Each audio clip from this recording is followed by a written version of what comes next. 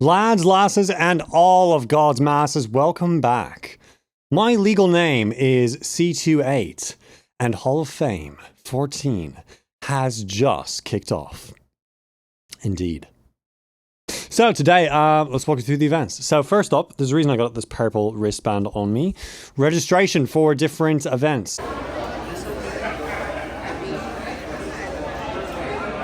So there are different classes of attendee. You can have your student, just standard level student, who didn't sign in for events, which means like you're pretty much going first come, first serve. And maybe you're just getting rejected from some events that need a wristband. There are others who did get the wristband and can now attend specific events, and others that get a special wristband for being 90 days or less from graduation, who will be allowed in some specific seminars, including the career fair. Very cool. Also, we have some alumni and Hall of Famers. Very, very famous Hall of Famer Leslie Bradwythe was there and doing some pretty cool stuff. But more on that in a bit. So, first up, very first event. The first event I went to was sort of a talk on how to interview. I can pull up the notes real quick and walk you through some of the things that we covered. So, let's do that. When it's telling me that they're looking for a job at a specific employer, that is not me. And then I immediately delete them. So obviously change it for every position that you apply to. If you use the summary section, this is a highlight of work or school or internship experience that is relatable to the advertised position. If you're sending a resume that is cold, meaning a cold resume is that you're not responding to a job posting, instead you just have interest to work at maybe at PMC, and you're sending it on to me saying, hey, this is my skill and experience, I'd love to meet with you. In a summary section, you're gonna highlight the skills that you think would be of interest to me as your employer. So yeah, for this event, it went on around 9 or so. About 9:15 is really when we started, and it was a breakout room for, I believe it was for employers, and it was a seminar from an employer for a media company. I don't recall which media company it was, so sorry about that. But this employer was talking about the strategies that he uses when he is running through candidates. So specifically what he looks for in a resume and in a person. So there are a lot of really good things that he noted, not just for the employers to scan candidates, but for employees to build resumes. Very good indeed. There's a lot of stuff that was covered, but not all of it was something that I want to just bring up and info dump on you for this video log. So instead, I'll just sum it up into two things. Idea one is there's no such thing as a one-page rule. Now that we're in a digital age, really resumes have gone that way too. It's very rare that someone will even accept a physical resume. Though at Hall of Fame, Career Development was offering printing services for resumes, which I think is more so for fellow students, but you know, my resume is on this wrist here. So you just kind of tap that with your phone and then there's my resume. A lot easier. NFC tag and all. And the second thing was, if it's significant, put it on there. I think that's the best way to put it on, is just, there's no such thing as a one-page rule. You can make your resume 2 pages, 3 pages, and if it is significant, put it on there. For myself, military experience, it's significant, put it on there. It's lengthy. I've got a lot of stuff I did, from emergency response, acting as a command and control operator for emergency response situations, in-flight emergencies, ground emergencies, all sorts of the stuff, the whole deal of emergency situations. As well as working with high command teams and working in high stress environments as well. The biggest downfall of Hall of Fame this year is, although they said, and this was like harped on, hey, we listened to what you said last year about there not being enough space and some of the really popular seminars. So this year we're reorganizing. They didn't. No, they didn't. I don't know what went wrong. But yeah, the popular ones about artificial intelligence systems, Pro Tools, all that, tiny room, got packed immediately. And even if you sign up for the event, you likely wouldn't be able to get in because someone who didn't sign up for the event would get there before you, and they just, I guess, didn't care about the sign-up process. Just got turned away from the Pro Tools event, so that kind of sucks. They're at capacity, but I suppose I learned, be at events and camp at them like it's Black Friday, because they really didn't prepare very well for the crowd sizes that were attending. So I think best advice, if you're watching this and Hall of Fame 14 is still going on, just camp. It sucks. I know you're going to miss some events, but it's the way you have to do it. Is if you actually want to get to an event, because the organization was not outstanding this year for that, I'd say just camp out at the event you want to go to and hopefully you get in. It's really a gamble, which is unfortunate. So the only other event I was able to go to, I had 5 events scheduled to go to, and I was only able to make one of them. One of the 5 I had scheduled. I went to one. And I would show up like 20 minutes early, and they're like, oh no, we're already full. I signed up for the event. Does that mean nothing? But it is what it is. The only other one I went to is called Anxiety-Free Audio Capture for Video, which I mean, enticing name, but better name for it is how to sync audio and video. That's really what the topic was. So talked about different ways to use timecode, specifically a timecode generator, which is a cool little fun thing. On screen now, this thing in my hand is, the thing that we were shown. I forgot the name, but of course the editor has not, because they have access to this. So you're seeing the name on screen now, and I'm not, because video post-production. Yeah.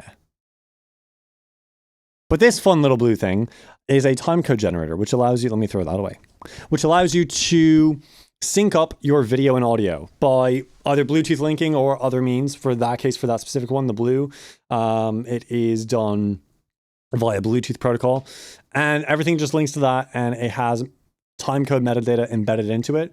So whenever you pull in your audio or video, they are synced with SMTPE timecode. Did I get that right? Society of Motion Picture and Television Engineers. Yeah, timecode. So that stuff. And it's a big issue for me in particular. So I want to see about potentially integrating that in my setup, because right now, the way things are, this is not what it's like. I don't just shoot and I record here, I put them together and I go, nah. Mad editing that has to be done. For myself, not knowing what I'm going to say next, and then being like pausing in space, and then maybe I'm in a different location every single time. That's one thing. And then just the audio syncing issues, where the frame rate of my camera is not compatible with the sample rate of the audio. And it's not really a thing I can just set the sample rate to. Like, I can't set the sample rate to 60 frames per second, because that's not how sample rate works. I'm sure that there's some equivalent to that someone is thinking in their head going, C28, you stupid person. No, that's not how that works. It's this. And I just don't know. But yeah, that's the only event I got to go to seminar-wise. Minus the intro one, but that wasn't one I had scheduled. That was just because I couldn't go to the career fair, I went to that instead. So there's that. So directly after that event, off to, building 1 and 2. Looks like we've got some tents going on around here. So pretty interesting. Gonna check them out, see what the deal is. I think it's clubs, to be honest. Mostly spent some time networking with fellow students, employers as well, and people like the jacket, which is nice, especially the tech embedded into it. I enjoy showing people how you can embed technology into different areas of other wearables, just general weird stuff that we typically don't embed technology into, to inspire people. Be like, yo, try this. It's cool. One of the department heads for, I think it's student success or somewhere along those lines. I forgot the department, but one of their personnel reached out to me because the higher ups at Full Sail were very interested in the jacket and wanted to grab my info for a talk. So that's gonna be nice. I'd love to have a talk with them. One of the things I really want to integrate in Full Sail is I want an artificially intelligent system embedded into the LMS, the learning management system, previously known as Full Sail Online, because there's so many opportunities that we can help students out by integrating an artificially intelligent large language model or just general AIS capabilities on the platform. Like, think about if you have a due date, right? And you can get in contact with your instructor for an extension, but there are specific guidelines that dictate how extensions work, and you can communicate with an artificially intelligent assistant to get extensions. How about that? Easy for the instructor, easy for you. Now you're going to need to train the heck out of that thing so you don't have students abuse it. And if you do have students abuse it, well, more GPS deduction than lying to the instructor, because that's it's pretty bad. But another thing is just having a large language model for Full Sail. Like, you could even just use the GPT's platform for this and use API access to outsource it. Full Sail's got money. You can afford API keys. 10 quid with like one person will last you maybe 6 months with standard use. Like, it is mad. So I bet like $1,000 a month, honestly less, like $50 a month, you could probably support all the API access you need for students to interact with this system. And so it could be anything from the student handbook to different other guidelines within Full Sail, different opportunities Full Sail has, how to get engaged with clubs. Each club could have its own thing. It could have info on all the clubs, so you could ask questions. And it's brilliant. And I think it'd be great for scheduling as well. The number one thing I do not like about Full Sail University, I'm saying it. Full Sail University, if any of you are listening in, some higher ups, Gary Jones, hello, thank you for watching. It's cool that you're here. But here's what I want to say. The number one thing that is awful about Full Sail is that schedules are given to you 5 days before the next month. 5 days. My schedule in the military was better than that. I'd say it's really easy if you know the students you're going to have, you have full-time employees, you can set classes at least a month in advance. At least. Not 5 days. At least a month, if not 2, 3. Because tell you what, one of the things I hear from my instructors all the time is, yeah, if you ever want to visit lab, we're open every Tuesday, as in you have a static schedule, as in I could know the schedule beforehand. Yeah, and a lot of them are the same. A lot of them have the same lab times, the same lecture times from months ago. It's not something that's just not done. It's a leniency that Full Sail is giving the instructors, which maybe I have some ignorance to this. There's some obvious reason why they have it set this way that I don't know about. Maybe I'm ignorant. But I feel as a university with students, especially working students, especially young students who need to not starve to death and pay rent and kind of have a bloody job, it's important that they be able to schedule things and not throw a dart randomly. As a military student, it's awful because I have to throw a dart whenever I schedule my health events with the VA. The VA makes me schedule things 2 months out. I get my schedule 5 days in advance. Do you see the issue? Yeah. That's an issue. I don't even know what tangent got me on there. It was this, by the way. But another thing is just having a large language model for Full Sail. And I think it'd be great for scheduling as well. So, not that that helps me, because of course that was done in video post. But I just remembered I was talking about artificially intelligent integration of different systems. Okay, cool. So, yeah.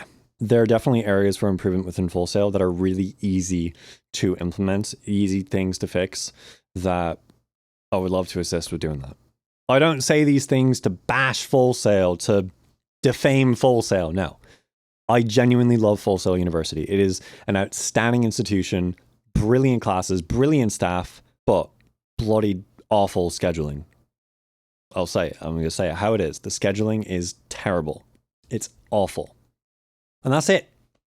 I say of the things they do bad, but that's honestly the only thing I see that they do bad. And all that tangent came from me talking about my jacket. So, wow, good job, jacket. You're really making content, aren't you? So, Leslie Brathwaite. I did mention that he was there, so that was cool. And he has this event called the Feedback Loop.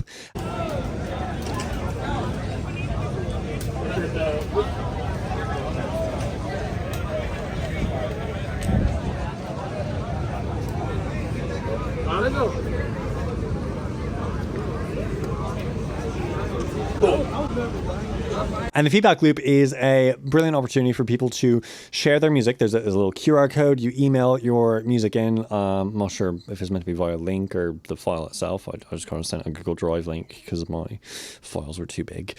But Leslie will listen to the song. It'll play out for everyone else to hear. You explain what you did on the song. So, like I say, I'd say, yeah, I was the synthesist. I was the main artist. I was the producer. I was the engineer for mixing. And then I was a co-mastering engineer, and stuff like that. And then Leslie will listen to it as with everyone else. And it's not the full song. It's just like a clip of it, maybe like third of the song. Assuming it's like a 3-minute song. It's like just a minute. And then he tells you, like, legit, from a big wig producer standpoint, what is he here? If this were a project that was sent his way, what would he have to say about it? And it's brilliant that this is an opportunity for students. It is fantastic that especially younger engineers can get the opportunity to get their mixes reviewed by Leslie Brathwaite, the fellow who mixed Happy by Pharrell. The fella who's one of the biggest engineers of all time. And he's just there casually. Yeah. So I'm excited to potentially even just get to chat with him. He's very busy, of course. So there weren't too many opportunities to walk in, say hi. Very high level individual as well. So it's kind of like trying to chat with a celebrity. You know, maybe not as easy as you would think. Or maybe as difficult as you would think. But I think I really got everything. So scattered throughout the video sporadically, I put in videos of different things I was saying them, so that's there. Hopefully I covered all the important stuff for Hall of Fame. I think that's it. So I've got to go edit this video, which is going to be a bloody pain. How long did I go for? I hope this wasn't like half an hour. Oh, goody. Yay. 19 minutes from my end. From your end, it's going to be significantly less. So yeah, that's good. Not as many pauses though, to be honest. I'm not seeing a whole lot of pauses that I've taken for editing, so that's good. I've got some assignments to do as well for my class. I may not be able to do them because I don't think I got all the media that I need, but I might have. I just need to get footage of myself at an event. Actually, I didn't, so because I can't get into the events, which is frustrating. I literally cannot complete my assignment because despite signing up for the events, I cannot enter. Well, that's enough of me ranting. So, yeah, that's Hall of Fame. And now on to the C2A segment. So, C2A segment, I'm going to be busy for Hall of Fame week. I will try every day to post a video about Hall of Fame. I don't know what's going to happen tomorrow. We'll see. I might get really busy. I may not be able to get it done, but hey, I got day one. So if I just get day 1 and day 4 and then a wrap up in between what happened, give you the footage, hopefully that's sufficient. But I really like to do one every day. We'll see if we can get to it. So expect some slowing in pace when it comes to some of the mixing videos, the lives that I've been doing as of recent. Hopefully I can get some done this week, but Hall of Fame is keeping me busy. But this class in general is giving me a lot of free time, so I think by next week I'll definitely be able to get some more stuff done. I think it'd be really cool if I could get another mix completed and then get Leslie to review it. I think that'd be really awesome. And then if I could even record his feedback, that'd be fantastic, get it on here. But that's really it. So I haven't got much else for you, and I've got a lot for me to do. So yeah, I hope you all enjoyed. And why can I not speak? Let's try that again. So yeah, I hope you all enjoy too. Have I said that all the time? I hope you all enjoyed today's video. And if you did, you can subscribe. And if you super enjoyed it, a lot, you can join. Become a Control Voltage, where you will get early access to videos, behind the scenes content, access to the Discord server, members only privileges to chat once we get like a little bit more and whatnot, and some more stuff down the line. So cool stuff indeed. And I really appreciate the Control Voltages that I have now. The contributions you make to the channel are truly appreciated. It's awesome to have a supportive community, especially on the financial side, you know, just support the artist and whatnot. No, but truly, I really appreciate the support, and it's awesome to have you all, so thank you. If you have any questions or comments, you can, of course, leave those in the comment section below, and I'll get back to them and post them in the space if they're really cool, interesting, or I think just people should generally see them. But I hope you all take care of yourselves. God be with you, and goodbye, YouTube. Yeah, that's right, we're back to slap on the camera gig, that shtick. Yeah, I gotta figure out what sort of thing we're gonna do in the future, but we'll figure something out. We'll figure something out for sure. Bye.